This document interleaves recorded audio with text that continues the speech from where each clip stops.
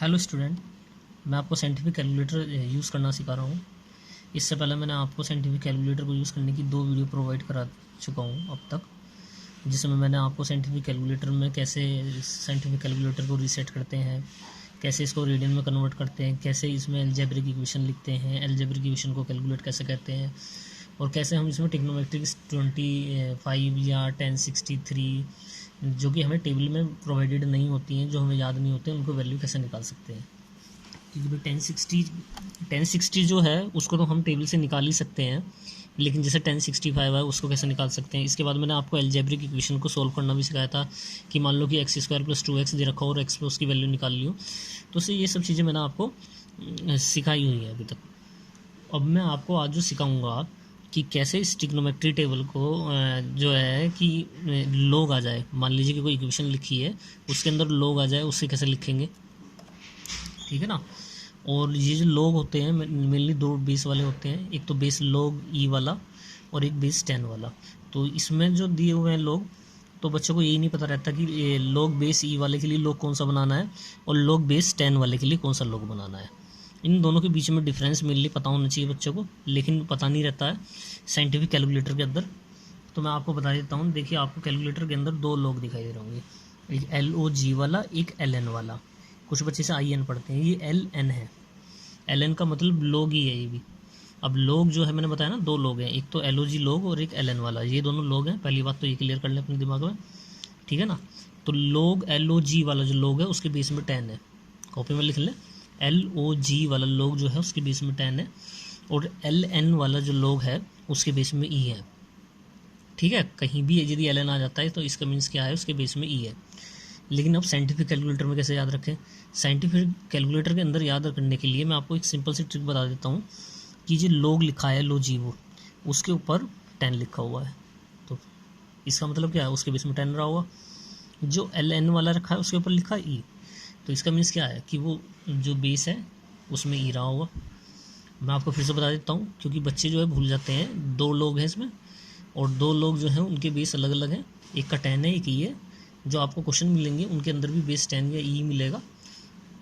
जो 10 वाला बेस वाला लोग है, ठीक है ना, उसके ऊपर देखो LOG लोग है वो वाला, उसके ऊपर 10 लिखा हुआ है। तो जहाँ 10 लिखा हुआ है उसका मतलब समझ जाना ना कि वो उसके बेस में लोग 10 है, और जो E वाला है उसके बेस में E है।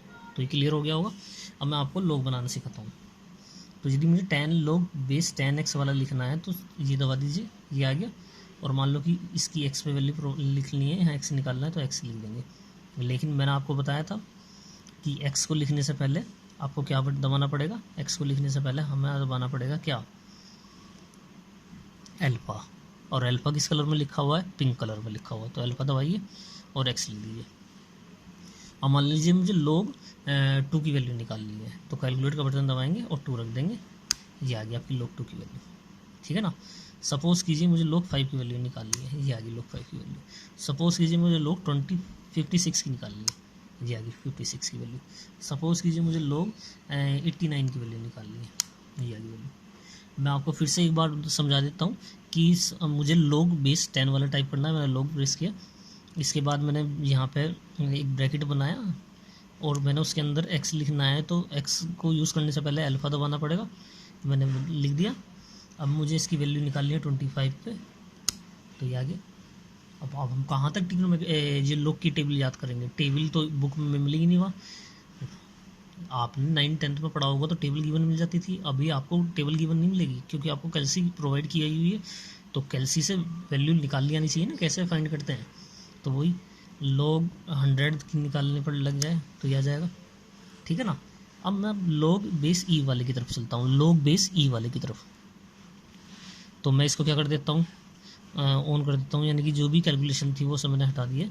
अब मैं क्या करता हूँ, लोग बेस ई वाला चाहिए ना, तो LN दबा दिया, इसके आगे मैंने x लिख दिया। और x को यूज़ करने से पहले क्या दबाना पड़ेगा, अल्फ़ा दबाना पड़ेगा। तो अल्फ़ा दबाइए, ब्रैकेट क्लोज कर दीजिए, कैलकुलेट कीजिए 4 की वैल्यू ये आ जाएगी, क्या आ जाएगी 1.36। मान लीजिए कि मुझे 5 की निकालनी है तो 5 दबा दीजिए, ये आ जाएगी। मान लीजिए कि मुझे किसकी निकालनी है, 8 की निकालनी है, तो ये आ जाएगी। इसी तरीके से आप डिफरेंट वैल्यू पे चेक कर सकते हैं, ठीक है ना।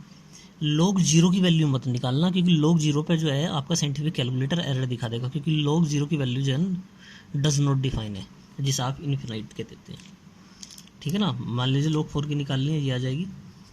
तो ये क्लियर हो गया होगा।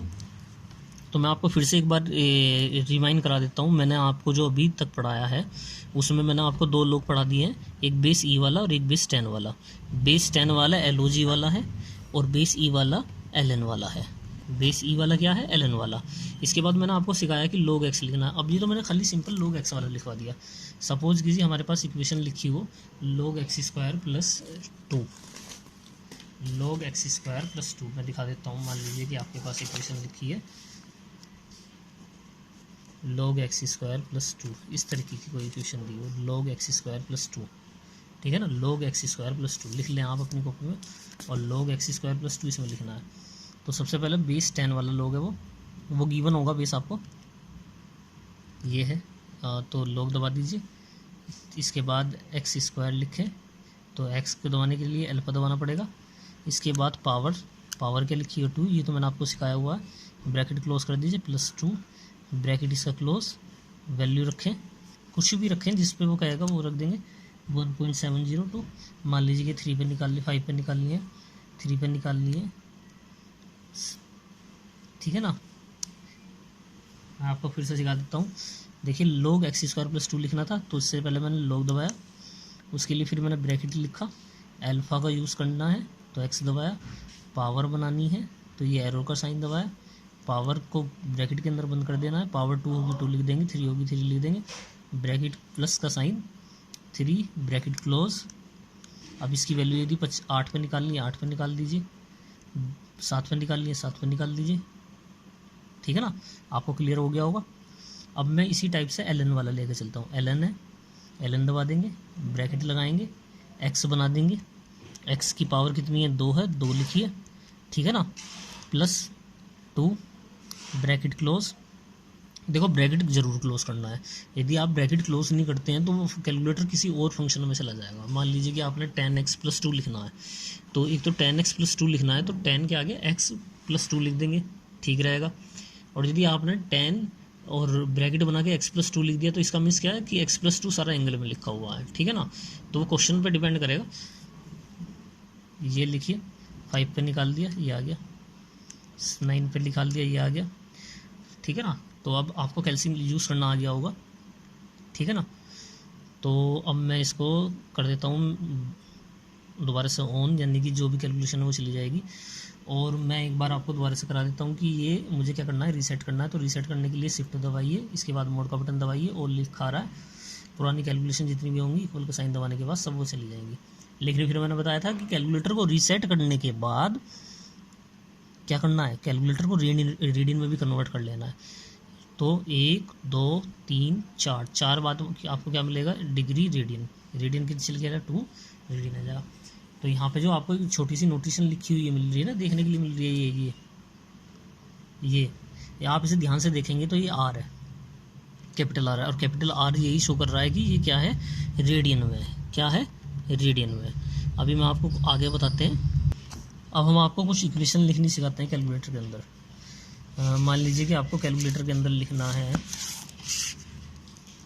क्या लिखना है, x² + sin x + e⁻x। क्या लिखना है, x² + sin x + e⁻x, x² + sin x + e⁻x। तो कैलकुलेटर के अंदर x को टाइप करने से पहले क्या बनाना पड़ेगा, अल्फ़ा दबाना पड़ेगा। अल्फ़ा को पावर लिख लें x का क्या हो जाएगा, स्क्वायर। फिर मैंने क्या बताया था, x² के बाद क्या लिखवाया था, +sin x। तो साइन को दबाने के लिए साइन दबाएं, ब्रैकेट लगा दें, ब्रैकेट के अंदर क्या लग दें, x बंद कर दें, प्लस। अब जो e⁻x है, अब e⁻x के लिए तो मुझे e चाहिएगा, और आप कैलकुलेटर ध्यान से देखेंगे तो आपको e लिखा हुआ दिखाई दे रहा है। किस कलर में, ये आपको दिखाई देगा पिंक कलर में। ये देखिए यहाँ लिखा हुआ दिखाई दे रहा है ई, ये जो है ई पिंक कलर में। और मैंने आपको बताया था पिंक कलर यूज़ करने से पहले क्या दबाना पड़ेगा, अल्फ़ा दबाना पड़ेगा। तो ये आ गया ई, पावर में क्या था, एक्स था, तो एक्स को भी पिंक कलर में है, ये आ गया।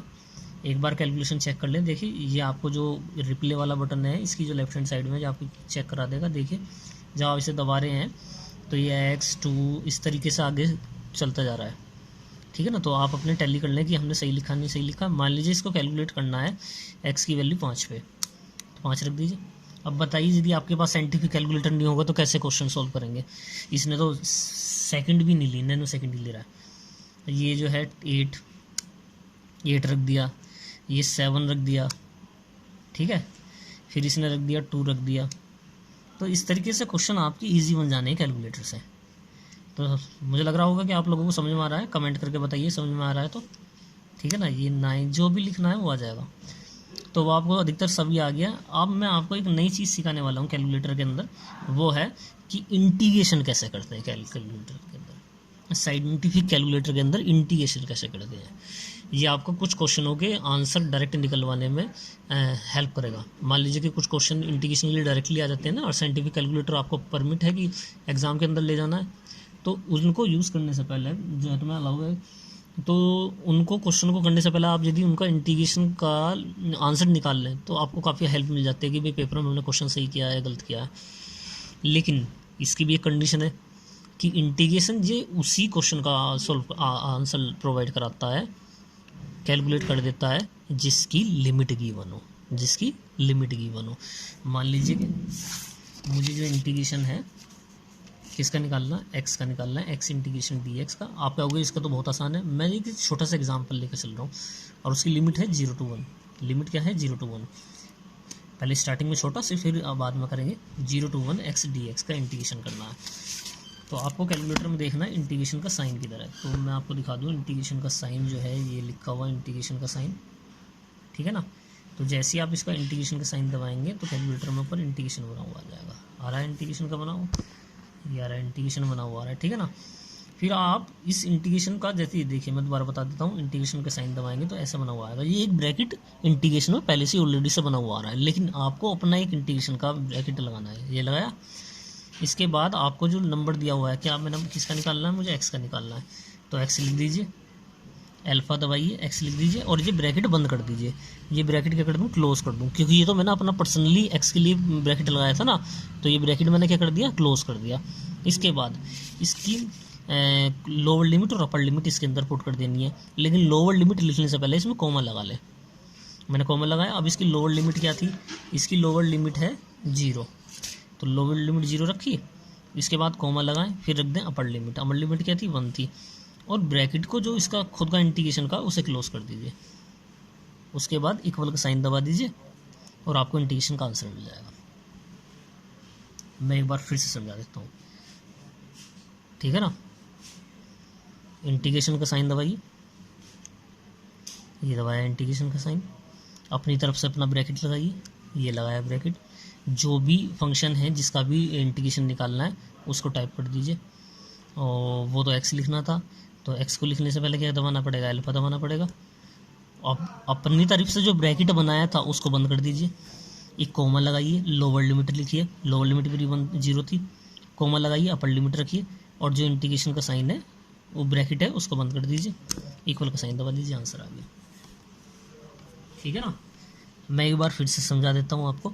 इंटीग्रेशन का साइन बनाना है, जिसका इंटीग्रेशन करना है उससे पहले अपनी एक तरफ से ब्रैकेट लगा लें। इंटीग्रेशन किसका करना है, एक्स का करना है, अल्फा दबाइए, एक्स बना लीजिए, इस ब्रैकेट को क्लोज कर दीजिए, कॉमा लगाइए, लोअर लिमिट रखिए, कॉमा लगाइए, अपर लिमिट रखिए, और ब्रैकेट क्लोज, इक्वल का साइन दबा दीजिए, आंसर आ जाएगा। मान लीजिए कि इसी केस में मैं अब की बार इंटीग्रेशन करता हूँ एक्स स्क्वायर का, तो ये ब्रैकेट, इसके बाद अपनी तरफ से एक ब्रैकेट बनाया, अल्फा दबाया, एक्स स्क्वायर लिखना है, ये तो पावर का ब्रैकेट, एक इसका खुद का personal bracket, plus comma, comma plus नहीं आएगा, कॉमा 0 लिमिट, मैं वही रख रहा हूँ, ब्रैकेट बंद कर दीजिए, ये आ जाएगा 0.33। आप करके देख लें, आपको समझ में आ रहा होगा। मान लीजिए कि मुझे इंटीग्रेशन करना है साइन एक्स का, लेकिन लिमिट पता होनी चाहिए, तो इस ब्रैकेट बनाया, इसके अंदर साइन एक्स लिख दिया, और डी आ रहा है ना, साइन एक्स लिखना है ना मुझे, तो साइन लिखना है, साइन तो उसमें पिंक कलर में नहीं है, अल्फा आएगा पिंक कलर में, और एक्स आएगा ना पिंक कलर में, ये ब्रैकेट बंद कर दिया। और मान लीजिए कि उसकी लिमिट है 0 to 1, तो 0,1 ब्रैकेट क्लोज, ये आ जाएगा। काफ़ी टाइम लगेगा, ऐसा नहीं है कि कुछ कैलकुलेशन होने में टाइम भी लगता है, तो इस तरीके से आएगा। आप करके देखें, तब भी आपको समझ में नहीं आता है तो आप कमेंट सेक्शन में बताइए। अब लगभग सभी कैलकुलेटर की जितनी भी प्रॉपर्टीज़ थी मैंने आपको समझा दी हैं। कुछ एक छोटा सा टॉपिक बचेगा, वो मैं आपको आगे प्रोवाइड करा दूँगा। Thank you.